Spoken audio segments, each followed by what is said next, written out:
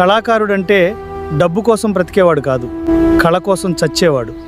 చలి లేదు, ఎండ లేదు, 2 గంటలైనా తెర వెనుక మేకప్తో, కడుపులో ఆకలితో కూడా మీకోసం నవ్వించేవాడు. వాళ్ళు దైవాన్ని నమ్ముతారు కాబట్టే దైవం వాళ్ళ గొంతులో పలుకుతుంది. ఒక కళాకారుణ్ణి గౌరవించడం అంటే ఆ కళను బ్రతికించటం.